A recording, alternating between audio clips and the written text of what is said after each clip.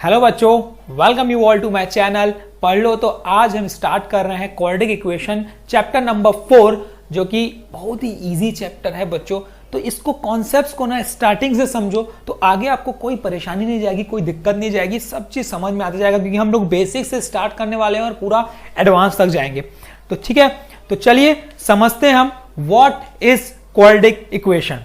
Quadratic equation होता क्या है? क्वाड्रेटिक इक्वेशन से पहले हम समझते हैं कि क्वाड्रेटिक पॉलिनोमियल क्या होता है, क्योंकि हमने पॉलिनोमियल में हमने क्वाड्रेटिक पॉलिनोमियल पढ़ा है। एक उसका टाइप होता है पॉलिनोमियल का, और वो क्या बोलता है बच्चों, एक ऐसे पॉलिनोमियल जिसका डिग्री 2 होता है। डिग्री 2 का मतलब क्या?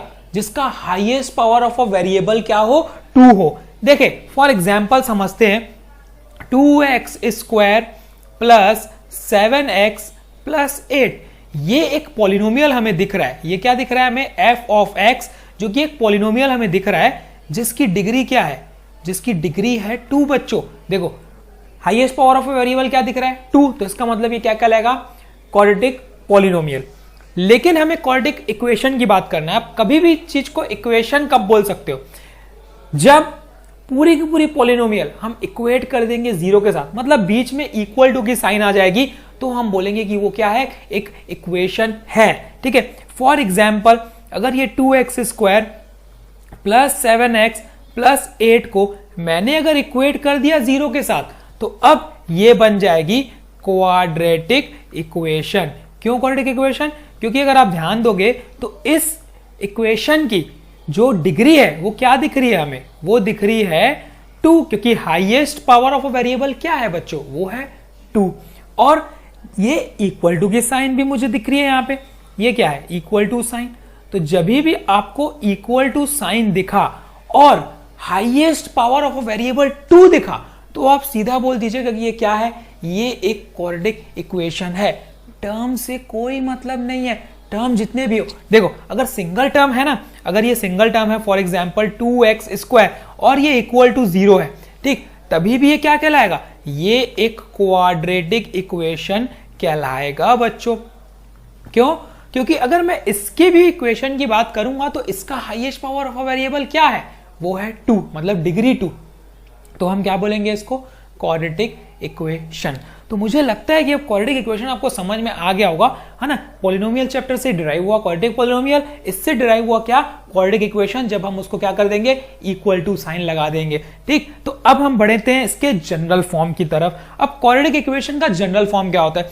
जितने भी आप क्वाड्रेटिक इक्वेशन देखोगे उसका एक जनरल फॉर्म होता है, एक फॉर्मेट होता है कि भाई अगर ये है तो मैं बोलूंगा कि ये क्या है? एक क्वाड्रेटिक इक्वेशन है। ठीक है, क्योंकि अगर वो नहीं रहेगा तो आप क्या बोलोगे? वो एक स्टैंडर्ड फॉर्म नहीं है। हाँ, क्वाड्रेटिक पॉलिनोमियल क्वाड्रेटिक इक्वेशन हो सकता है, लेकिन उसका स्टैंडर्ड फॉर्म की बात करोगे, अगर जनरल फॉर्म की बात करोगे, तो ये है इसका जनरल फॉर्म जो आपको स्क्रीन पे दिख रहा है। वो क्या है? ax square plus bx plus c equal to 0। लेकिन अगर आपको इस जनरल फॉर्म में नहीं है तो आप इस जनरल फॉर्म में लिख सकते हो। ठीक है, फॉर एग्जाम्पल की हम बात करते हैं 2x square plus 8x plus 5 equal to 0। अब ये पूरा प्रॉपर मेरा क्या है? स्टैंडर्ड फॉर्म में है। लेकिन बाय चांस अगर स्टैंडर्ड फॉर्म में नहीं है तो आप उसको स्टैंडर्ड फॉर्म में बना सकते हो बच्चों आसानी से। देखो कैसे? अगर ये 2x स्क्वायर प्लस 7x है ना, तो हम क्या कर सकते हैं? इसको प्लस 0 लगा के हम क्या कर देंगे? ये एक जनरल फॉर्म में बना देंगे। ठीक, इस तरीके से अगर आपके पास टर्म है 2x स्क्वायर प्लस 7 तो इक्वल टू 0, तो इसको भी आप जनरल फॉर्म में बना सकते हो। कैसे करके? 2x square plus 0 into x plus 7 equal to 0। तो ये क्या बन गया? ये बन गया मेरा जनरल फॉर्म। तो जनरल फॉर्म आपको समझ में आ चुका होगा कि ax square plus bx plus c equal to 0 के फॉर्म में अगर आपको चीजें दिखती है तो आप क्या बोलोगे? कि ये एक जनरल फॉर्म है, ये एक स्टैंडर्ड फॉर्म है और ये क्वाड्रेटिक इक्वेशन है। ठीक, तो क्वाड्रेटिक इक्वेशन आपको क्लियर हो गया होगा। क्वाड्रेटिक इक्वेशन कभी भी आप सॉल्व करोगे तो इसका पॉइंट टू बी नोटेड है कि जिसके जीरोस होंगे इसके, वो हमेशा होंगे 2। ठीक है, क्यों? क्योंकि highest power of a variable 2 है, तो इसके जीरोस भी कितने होंगे? 2 होंगे। जिसका highest power of a variable 3 होता है बच्चों, उसके जीरोस कितने होंगे? 3 होंगे। वैसे ही अगर हाईएस्ट पावर ऑफ वेरिएबल 4 होंगे तो उसके जीरोस कितने होंगे बच्चों? 4 होंगे बच्चों। ठीक है, वैसे ही लीनियर था, मतलब हाईएस्ट पावर ऑफ वेरिएबल कितना? 1, तो उसका जो जीरोस थे वो कितने निकल रहे थे, 1 निकल रहे थे। तो इससे ये पता चलता है कि highest power of a variable पे डिपेंड करता है उसके नंबर ऑफ जीरोस। अगर उसका highest power of variable n है तो उसके n जीरोस निकलेंगे। तो इससे आप पता कर सकते हो कि उसके जीरोस कितने पॉसिबल है।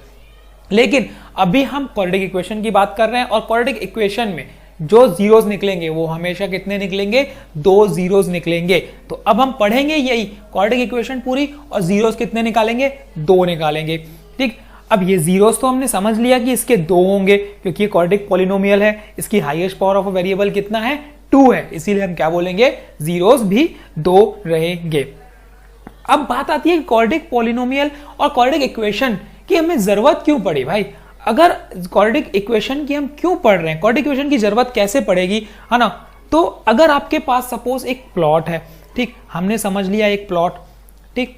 अब ये प्लॉट में बोल दिया सपोज कि जो लेंथ है वो ट्वाइस ऑफ ब्रेथ है। अगर मैंने ब्रेथ को मान लिया x, तो ये कितना हो जाएगा, लेंथ हो जाएगा ट्वाइस। ठीक है, ये सपोज हमने दे दिया। अब हमें बोला कि इसका क्या निकालो, एरिया, और वो एरिया अपने पास गिवन है, वो है हमारे पास 20 to 20 सपोज। ठीक है, ये आपका एरिया गिवन है। तो अब अगर मुझे इसका इक्वेशन बनाना है तो हम क्या करेंगे, area equals to length into breadth. तो एरिया कितना हो जाएगा, ये हो जाएगा 220, लेंथ कितना है x और ब्रेथ कितना है 2x, तो ये कितना हो गया 220 इक्वल टू 2x स्क्वायर। अब इसको अगर जनरल फॉर्म में लिखेंगे तो क्या लिखेंगे, 2x square minus 220 equals to 0। अब ये स्टैंडर्ड फॉर्म में तो नहीं है, आप स्टैंडर्ड फॉर्म में लिख सकते हो, लेकिन एक क्वाड्रेटिक इक्वेशन बनी। तो इस तरीके से आपको क्या करना है, क्वाड्रेटिक इक्वेशन बनाना है। तो ये यूज है क्वाड्रेटिक इक्वेशन का कि इस तरीके में यूज होता है। जब भी आपको बोल देगा कि एरिया आपके पास गिवन होगा, ठीक है, और लेंथ जो है वो सपोज ट्वाइस ऑफ 2 ज्यादा है, ट्वाइस से 2 ज्यादा या ट्वाइस से 3 ज्यादा, इस तरीके से आपको कुछ इक्वेशन दी रहेगी, जो स्टेटमेंट दिए रहेंगे उससे आपको क्या बनाना पड़ेगा, इक्वेशंस बनाने पड़ेंगे। ठीक, तो वो जो इक्वेशन बनेगी वो हमेशा क्या बनेगी, क्वाड्रेटिक इक्वेशन बनेगी। और क्वाड्रेटिक इक्वेशन को सॉल्व करना पड़ेगा तो उसके क्या निकलेंगे, 2 जीरोस निकलेंगी, 2 वैल्यूज निकलेंगी। ठीक है, तो अब मुझे लगता है कि आपको ये समझ में आ चुका होगा। तो चलिए अब बढ़ते हैं हम एक्सरसाइज की तरफ। एक्सरसाइज 4.1 के क्वेश्चन नंबर 1 की हम बात कर लेते हैं। इसमें हमें सिर्फ और सिर्फ इतना करना है कि चेक करना है कि जो ये दिए हुए हैं वो क्वाड्रेटिक इक्वेशंस है कि नहीं। ठीक है, तो क्वाड्रेटिक इक्वेशन को चेक करने का तरीका क्या है, मैंने क्या बताया, क्वाड्रेटिक इक्वेशन कब कहलाएगी, जब वो ax square plus B X plus C के फॉर्म में आपको दिखेगा तो आप क्या बोलोगे कि ये एक क्वाड्रेटिक इक्वेशन है। अगर उस फॉर्म में नहीं दिखेगा तो आप क्या बोलोगे, क्वाड्रेटिक इक्वेशन नहीं है बच्चों। तो अब चेक करते हैं जल्दी जल्दी। ठीक है, तो सबसे पहले फर्स्ट की बात कर लेते हैं। तो x प्लस 1 का whole square equals to 2 into x minus 3। तो चलिए ब्रेक करते हैं, a प्लस बी का होल स्क्वायर फॉर्मुला बोलो, a square plus B square plus 2ab equals to, ये बन जाएगा 2x माइनस 6, ये बन गया एक्स स्क्वायर, ठीक, प्लस 2x, इधर ट्रांसफर हो जाएगा तो ये minus 2x plus 1 plus 6 equal to 0। ये प्लस 2 माइनस 2 कैंसल आउट, ये क्या बना, x square plus 7 equal to 0। तो yes, it is a quadratic polynomial, it is a quadratic equation. क्यों भाई, क्योंकि इसका highest power of a variable क्या है, 2 है, मतलब इसकी डिग्री क्या है, 2 है। आपको देखना यही है, अगर डिग्री 2 आती है तो इसका मतलब ये क्वाड्रेटिक इक्वेशन कहलाएगा। ठीक है, तो चलिए पढ़ते हैं इसी के अगले क्वेश्चन की तरफ, क्वेश्चन नंबर 2 की तरफ। क्या बोलता है, x square minus 2x equals to minus of 2 into 3 minus x. ठीक है, तो ये x square minus 2x minus 6 plus 2x है ना, ये यहाँ पे आ गया इक्वल टू, और इसको ट्रांसफर करेंगे एक साइड, तो x square minus 2x plus 6 equal to 0। तो यह आ गया x square minus 4x plus 6 equal to 0। तो yes, it is also quadratic equation. क्यों भाई, क्योंकि इसकी highest power of a variable क्या है, वो है 2। तो आपको यही लिखना है, as degree is 2 therefore it is a quadratic equation. ठीक, ये आप स्टेटमेंट लिख सकते हो। तो चलिए बढ़ते हैं इसी के थर्ड पार्ट की तरफ।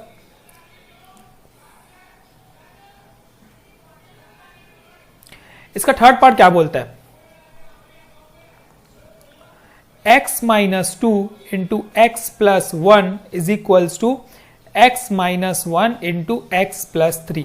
ठीक है, चलिए ब्रैकेट ओपन करते हैं। x इंटू एक्स ये हो जाएगा एक्स स्क्वायर, फिर x से मल्टीप्लाई होगा तो ये हो जाएगा plus X minus 2x minus 2 equals to ये x square plus 3x minus X minus 3।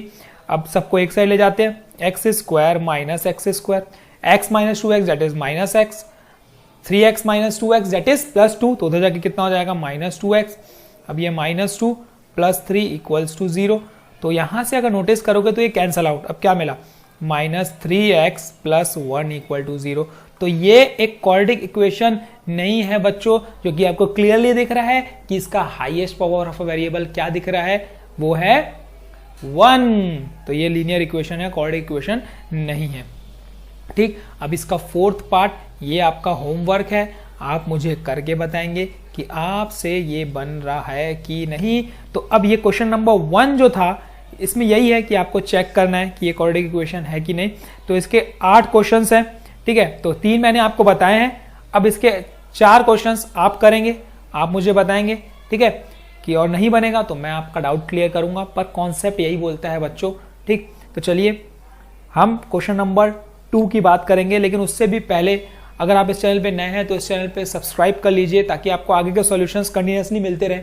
हम यहाँ पे डेली एक क्वेश्चन आपके लिए लाने वाले हैं, एक कॉन्सेप्ट आपके लिए लाने वाले हैं, ठीक है। तो चलिए क्वेश्चन नंबर 2 चलिए हम नेक्स्ट वीडियो में बनाएंगे। तब तक आप ये बताओ कि आपसे ये बनेंगी नहीं क्वेश्चंस, ठीक। प्रैक्टिस करो तभी कुछ होगा, क्योंकि मैथमेटिक्स में प्रैक्टिस बहुत ज़रूरी है। प्रैक्टिस में एक मैन परफेक्ट, बिना प्रैक्टिस के कुछ भी नहीं होगा। तो thank you, all the best, keep practicing. कल हम फिर मिलते हैं नेक्स्ट क्वेश्चन के साथ, तब तक के लिए ऑल दी बेस्ट और पढ़ते रहो।